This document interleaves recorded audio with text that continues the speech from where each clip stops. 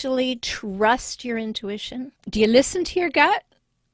Or do you let your head override it? And why would you do that? And how can you learn to tune into that intuition and believe in it? Trust in yourself. My guest today is my dear friend, Mary Goulet, and we are going to talk about this, give you insights into how to listen better and to trust and go with your gut. Stay tuned. Welcome to Save Your Sanity podcast. I'm Dr. Rhoberta Shaler. Are you living with the chaos, confusion, and uncertainty that a toxic person loves to create?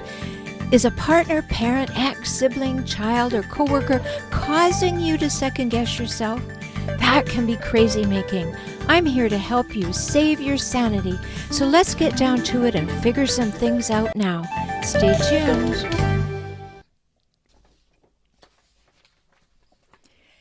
Welcome to Save Your Sanity. If you're a returning guest, I'm so glad that you found value here and you've come back. And if you're brand new, welcome, welcome, welcome, because you found us. And I hope you will become a returning guest. Our mission here at Save Your Sanity is to give you all the insights that you need to recognize you're in a toxic relationship, realize the impact on your life, realign your life, and recover your self-confidence and your willingness to love and trust again. So today we're going to be talking with Mary Goulet, who's here. Hi, Mary. Hi. And we are going to talk about something that she's been working on for a long time when you initially wrote your book, Go With Your Gut. When was that, Mary? Well, I came up with the content in 1997, and my first book was out in 2003. Well, I remember it well because we were both building our businesses back then, and you invited me to come to a workshop where you were trying out all those concepts, and my phone rang, and I ended up going out of the website or the webinar and sitting down outside to do a piece of business. So I didn't get the whole thing, but I sure got it in the book, which is really great. And it is timeless information. Obviously, our gut hasn't changed, and we can change our ability to listen to it. So you've done so many things since we first met way back then. So tell us a little bit about the journey that you have had to this moment in your career. Oh boy, definitely a serial entrepreneur. I was a coach at the time in 1997 when this content kind of like, I heard it. It was not a mental process, which I don't think creativity is anyway. So I coached people for a while. I was a holistic health practitioner. Then I went into media. As you know, with Heather Ryder, we started doing Mom's Town, which was helping mom entrepreneurs. We did that very successfully for 10 plus years. And then we parted ways, and I continued on in some media. And then I got my real estate license. So I've been selling homes, and I have 2 vacation rental properties that I own and manage. And I still do radio shows / podcasts every week. Well, you do. I know that you are part of the fabulous Reinvention Radio team with Steve Olsher and Rick Otey. And I've had the opportunity to be on that show, and we did talk about hijackals and toxic relationships and all of that. And I remember clearly during that interview, Mary, you said to me something that reminded us that this is not a new concept, it's not new. Back when you brought it up, when Scott Peck wrote the book People of the Lie, we started to talk about toxic relationships. We may not have spoken of it in that exact phrase, but we did talk about it. So, of course, here on Save Your Sanity, we talk about everything that has to do with toxic relationships. So when you're in a toxic relationship, things go sideways. You get fuzzy thinking. You get into kind of a brain fog. And sometimes you don't know what to trust. So how do you get back in touch with the gut?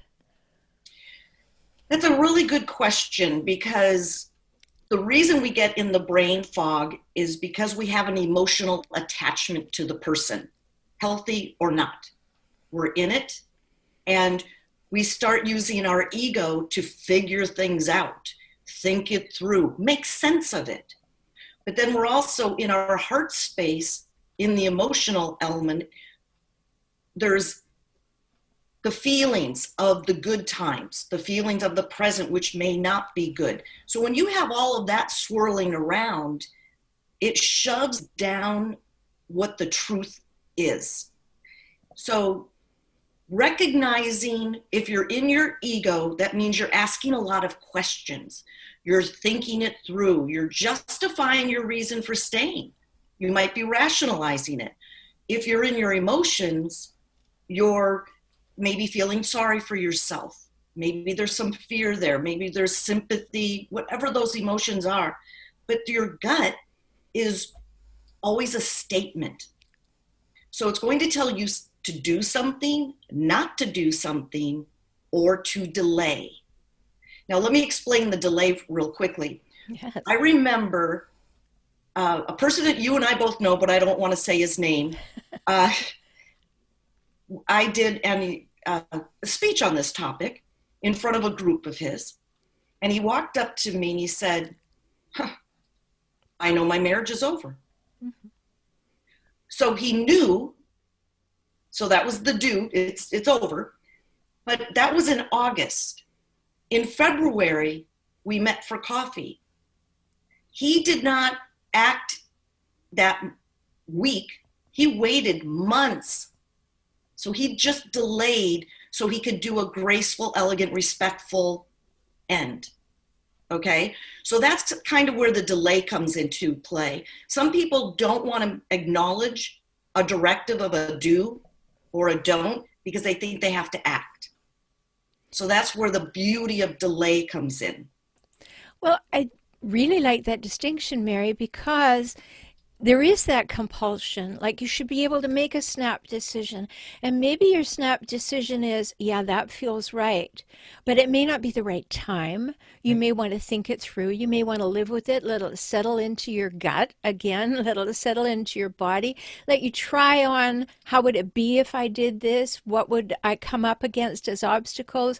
What would be the joy of doing this? Maybe we have to just get our head into the game and fully live in that experience for a little bit before we take the action. So I really like that. So what happens when we go into our head and override our gut?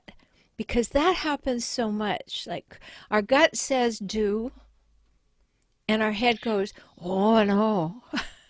Well, we're trained. We're trained from a very young age and through society to use our head, to think it through. And I say, don't believe everything you think, because that's not, your gut doesn't think. Your gut will give you something to do first, it's always first. Then your ego goes, what? No, we're not going to do that. Because, and it'll give a bunch of reasons like, wait, that might not be safe. Because the number one job of our ego is to keep us safe. And the number one job of our heart is to help us feel good. So those are two awesome endeavors on both parts. However, it gets us into trouble, because how can you make a really good, clear decision from a fear-based place? And that's our ego. It's fear-based, fundamentally. Our emotions are emotional. And I always tell the story of, like, women, we get up in the morning and we're like, I'm feeling good. I'm going to jump in the shower. I'm going to get all my tasks done on my list, and I've got a full day and I'm really looking forward to it. And then we go and put on our jeans and they're a little snug. And we're right there. Here we have this really good intention for the day, and our emotions take us down. And what are we going to say to ourselves? Oh, I should be working out. I should not have eaten so much. I know I've been having too many sweets, blah, blah, blah. And we just get down on ourselves. We become toxic to ourselves. So how can you make a decision from your emotions and make it a clear, good choice moving forward if you don't know where you are in this emotional state of being? Because we can love our life and hate our life 10 times a day, just on teeny tiny things even. That's just life. And so if we can't make a decision from fear or count on one from our emotions unless it's directed from courage. and our gut is courage based. So if we get used to trusting our gut and being okay with the breadcrumbs, because the ego likes to say, oh, I know where I'm going. You told me to turn right, so then I'm going to go and turn right again, and just step after step, because we jumped 10 paces ahead.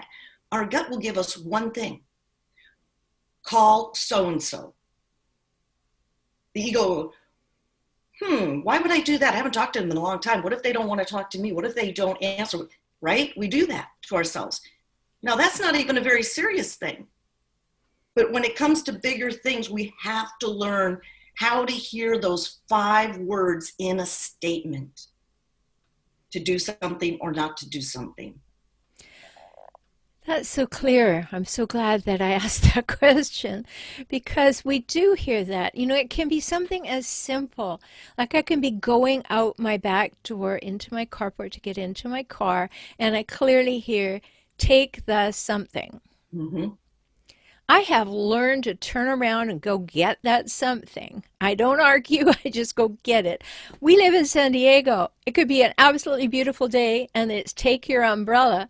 I will still go and make sure the umbrella is with me, right? Because why not? You got the direction. So you have an extra umbrella riding around in the car for the day. I want to have that. So I understand completely what you're saying is that, okay, a single directive, very clear, do or don't or delay. But in the case of walking out my door, it would be a terrible delay if I got 10 miles down the road, knew that I had to walk half a mile to where I'm going, and didn't have my umbrella, right? Looks perfectly fine out here, but maybe 30 miles from now, it's not. And those are important things. So this all helps with our ability to make decisions. So going back to the business of getting up in the morning, feeling good, looking perfect, putting on the jeans and going, oh, not good enough. Jeans are tight. How do we shift our head right at that moment to say, that's only one option of place to go in my head today, right at this moment. What can I do differently? Well, I think it's a great teaching moment, because when we recognize our mood going up and down, it's because we had a preset thought and we had an attachment to an outcome, or we have an agenda. We all have an agenda. We have things to do every day. We have responsibilities. However, if we go with our gut and just keep saying, okay, I'm going to listen to what it says, because when you acknowledge that your mood's going, you know you're not in your gut right there. Mm-hmm. Well, I think that's true. And you go back into your past, and every little message from your past that snug jeans show you're not good enough comes creeping up, wanting to kind of grab you by the throat and haul you back. And we have a great deal of control over that. So that's very important. And I want to understand right then and there for everybody listening that this can be toxic to you. You can be being toxic right inside your own head by poisoning yourself about your great day, looking great, and snug jeans ruins it all. So I want everyone to know we're talking to Mary Goulet, and she can be found at marygoulet.net, and that's MARYGOULET.net.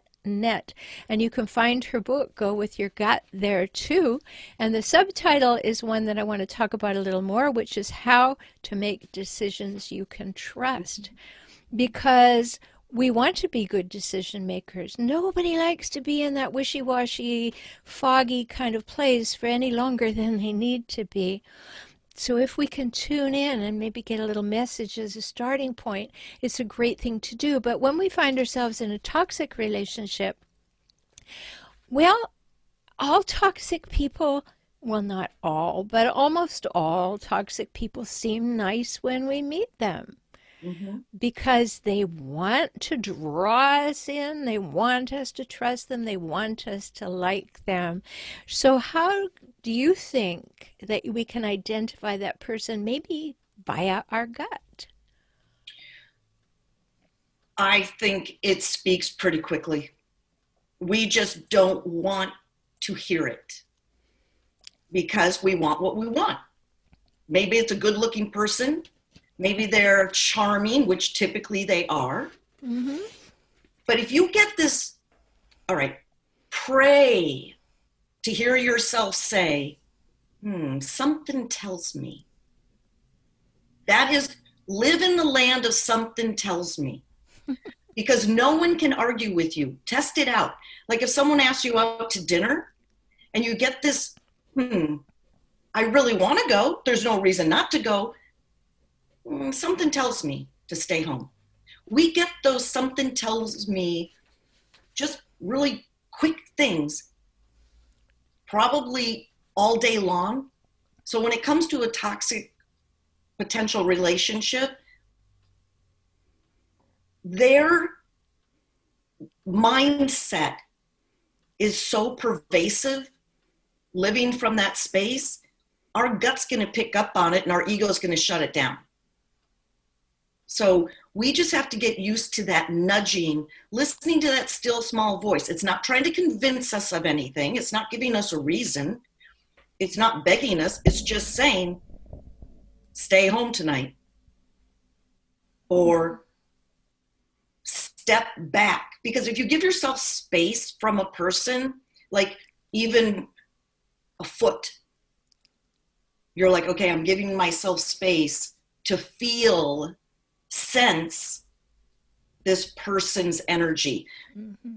Don't you think that's a lot of it, Rhoberta? We can feel their energy, but we argue with ourselves. Oh, I do. I absolutely do, Mary. I think that we try to talk ourselves out of it. We go into logic. Oh, why am I suspicious? Why is this? There's nothing in front of me that's looking particularly bad. In fact, this person looks tremendously intriguing, sexy. Haven't been out for a while. What could one date hurt? What could two drinks hurt? You go down that whole track. And yeah, your gut said, yeah, stay home and wash your hair. and yet you're overriding it. So it's really important, I think. I mean, this is an invaluable conversation, everybody, because you override your gut. Everybody does. They think that their head knows better. And yes, logic plays a great deal into things. We want to be able to think things through. But when you're with a toxic relationship, there are three things. I love the work of Susan Forward. And a long time ago, she wrote a book and she talked about fog and toxic relationships. And what fog stands for is fear, obligation, and guilt. So that when we have had that fog in our life, that it'll come up and it'll obscure what's in front of us. Like, well, people won't like me if I'm suspicious of them. I don't have the right to stand my ground. It is not okay for me just to be able to say, not feeling it. I have to have a reason. Well, you don't have to have a reason, right? That's right. That's right. And like I said, when you say something tells me, the other person will say, okay. They can't argue with it. No one argues with you. And here's another really awesome thing that I learned. When I was coaching, people would come in, we're very habitual, and they would say, I'm so confused about my relationship or my job or moving out of state, whatever it might be. And I go, that's awesome. And they go, why is being confused awesome? I said, because you do know what to do. You just don't like your options. Yeah, that's so true. Because when your gut says this and you go, really? Do I have to? Is that all there is? Looking heavenward and saying, is there anybody else up there? Because we don't like our options, because our options don't give us immediate gratification. They don't give us an instant hit. They don't go in the direction that we thought we were going in this moment, and we feel like we're going to miss something. That this fear of missing out, this FOMO that we have in life, I operate on the opposite principle. I operate on JOMO. And the more I live in this world, the more JOMO I find that I'm experiencing and delighting in. And what that means is the joy of missing out. Oh, sure. Like, oh, I don't have to go? Yay, right? Well, and that's to your point. We should be more concerned about how we are inside in relationship to ourselves than being concerned about what other people think. You know, Yes. you don't want to give them the proverbial finger, but you just say, that doesn't work for me. Hmm. Or giving a space between people. And giving credence to yourself, to be able to say that doesn't work for me. I used to do a lot of public speaking, and I was a road warrior, so from conference to conference, if it's Thursday, it's Detroit kind of thing. And it was always a story that people laughed at. But I would say, when someone invites you somewhere, why do you think you need to come up with a reason they will buy why you don't want to do what they want you to do? Right. Why do we have that training? Well, of course, when we're little, we're trying to please the giants, and our brain function is not complete. We have not developed all of our functioning. So it's an old kind of thing, like checking out, are these people happy with me? Are they pleased with me? Are they smiling at me? And part of our journey to emotional maturity is to be able to say, do I value what these people think, or whether they're smiling at me or not? Mm-hmm. And that distinction becomes very strong because, as you say, when we're listening to our gut, we can actually find a workaround and avoid toxic people. For sure. I remember there was a group dinner over a holiday, and a friend of mine, I said, hey, you and Jill, do you want to join us for dinner? And he said something that just has never left me. He goes, thank you so much, but that's not how we're going to choose to spend our money at this time. Right, perfect. Love it.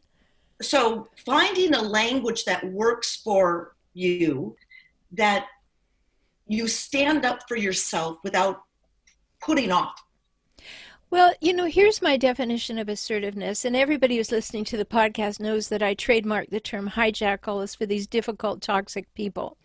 And hijackals are people who hijack a relationship for their own purposes and then relentlessly scavenge it for power, status, and control. And so, a long time ago, as a single mom, a long time ago, one child, single mom, and I remember learning about how I could change my thinking. And I was sitting in my little apartment. That was hard. My daughter has a grandchild, so it was hard back then. And of course, people disapproved the fact I was a single parent. Like, Mm-hmm. and I remember learning these concepts so long ago, and I shifted my thinking from, oh, I can't afford to do anything. And people would say, well, would you like to go to the movies? And I'd say, I'd love to, but I'm choosing to pay the electric bill this month. And people would look at me like, what? Because, back then people weren't talking that way. But it was so empowering to be able to say, I have a choice and I'm happy to express it to you. It doesn't include what you want me to do, but it gives you a clear understanding of who I am. Yeah, I love that. And in the book, not to be a shameless plug, but right in the beginning, this is a very old concept. This is not something new. Cicero said, trust yourself more than you trust anyone else. Ralph Waldo Emerson, in his essay on self-reliance, Love it. he said, and I'm paraphrasing, but basically, let me read it. It's really short. Else tomorrow a stranger will say with masterly good sense precisely what we have thought and felt all the time, and we shall be forced to take with shame our own opinion from another. Yes. Getting clear and knowing your truth and doing it with the small things.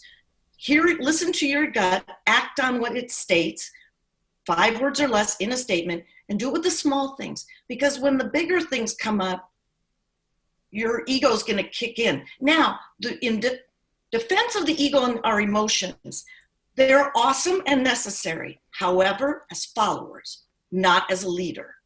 So your gut's going to say, start that business. Mm-hmm. Then you make a list of things that need to be done, and you tell your ego, go do it. So it keeps it busy. And your emotions, how do you want to feel every day. I'm writing a new program called 7 Saturdays where every day should feel like Saturday. Because most people think up what they want to do in life. They don't feel what they want to do in life. Great distinction. You know, So and that goes in line with the whole idea of intentionality and consciousness and being in the present moment rather than being reactive and responsive to what's happened in the past, knowing that we can create from this moment forward, that you are okay if you change your mind. I mean, some of us feel like we're not allowed to change our mind because I've always said this. Well, I have new learning. Now I say that, right? And I can talk about my experience of learning through that and saying, here's why I've changed my mind, or here's how I'm experiencing life differently or behaving differently. Or maybe I didn't really realize that a high value for me was not running the show within me. Maybe I was suppressing it and not expressing it. And those things become very important. So when we're going with our gut, one of the things we have to do, and I know you talk about this a lot, is spend time with ourselves. I love silence. Um, I don't need to be entertained. I love my children and being with my friends, but I get more clarity. It's from the interior out than I take value from the exterior in. So I always have to prime my pump. Like I love saying prayers. I love being just a room that's quiet, a car that's quiet. And I want to talk about toxic people. They don't have to be really close to us to affect us. Like if you go to a grocery store and you see the same people there as cashiers or whatever, there are some that my energy, my frequency does not match. And I'm okay avoiding that frequency. So it be. And even at my church, when I go to daily mass, some people I'm not a good fit for. Well And it's said. okay. They may be an acquaintance. We have the same prayerful intentions, but that doesn't mean they're not toxic. And I have a probably kind of an extreme example of that reality, which I will be very careful moving forward. Someone asked me to list their home for sale. And with a smile on their face. And I agreed to meet with them to do it. And the moment we sat down, my stomach got a funky feeling. My gut was like, red flag, red flag. But I still signed the paperwork. Oh. And probably 3-4 weeks before the end of the listing, I fired him. It was a toxic, unhealthy, controlling dynamic. But do you know, Mary, why you said you signed the paperwork? What was overriding all that? This is going to be a good commission check. This will be fine. It'll be a short listing. It'll sell quickly. And every single time I got a text, I looked at my phone like, oh no. Anytime I saw an email, I'm like, ugh. Anytime he called, I was like, all of the energy I'm letting be in this relationship with this person, an acquaintance, in a business situation, is sucking the creativity out of my life. Yeah. It wasn't worth it. And I knew going in, I was going against my gut. I did it to myself. And we do that. And, you know, everybody, Mary, me, everybody included, forgive yourself right now. Yeah. And let's do a reset. It is possible to just say, I'm going to value my gut today. I'm going to listen. And as Mary is saying, it's got short things to say to you. Do this, don't do this, and then you may or may not decide to delay. But you know, Exactly. it's listening. It's a little directive. It's like having Jiminy Cricket on your shoulder. He says, "Hey, what about this today? And if you haven't been listening to it in the past and you've got stories like Mary just told, every single time that you saw that person's name on your phone, you had an energy leak. That's my language for it. You looked at it and your energy went, oh, no, now I've got to deal with that. And you beat yourself up like, I got myself into this. No, I've got to do it. I've got to see this through. I don't want to let it go to voicemail. Maybe I'm too busy today. All of that stuff. And when you start to think about all of the energy that is involved, I say to people, and I bet you would agree, that learn to say no early when your gut says no. We may want to listen for a little bit, calibrate again, but if your gut says no again, it's really a good idea to say no. And then if something repeats and comes up again and it looks differently a year later, maybe okay. I mean, I can think of people in my practice, and I have clients all over the world because I work through video, and I've had people tell me, well, this person wanted to be in relationship with me 2 years ago, and I said no, and they came back into my life recently, and it's absolutely perfect. So when we say no, it doesn't mean we're saying no forever. And Right. on the other side, the flip side of that, everything in me said no, and I said yes, and now here I am working with you, Dr. Shaler, to get myself out of what I should have said no to in the beginning. And I Yeah. overrode my gut. So a good way to recognize the feeling of your gut is just in your mind. Just sit down and go through the people in your life. Could be acquaintances, could be close people, and just gauge how that makes you feel inside. Because I've said, kind of when you get older, as we get older, we choose our friends better, more carefully. Hopefully. And yeah. And I remember someone telling me, just because you know that person and it doesn't seem to be a good match, it doesn't mean they have the right to have access to you. You don't have to give them access. But if we just trust what makes us feel kind of icky inside, that little bit of a pit in our stomach, that's a situation I would pay attention to. I think so. I think that's absolutely right on. Not a surprise that I agree with you. But icky is icky. It's not going to clear up just because you wait for a while. If you have that feeling of, oh no, and your Mm-hmm. stomach drops, listen by all means, Going back to that JOMO thing, you Mm-hmm. know, I was supposed to go to a luncheon a couple of weeks ago, and I'd been to a luncheon with these same people about a month before. And so I was thinking, well, I could go. It would be fine. I was invited. This would be great. And the morning came, and I thought, I don't have any interest in going. Oh, you should go. You should go. All of that. And then all of a sudden, my wisdom popped up and said, I just got my whole lunch hour back. Yay, right?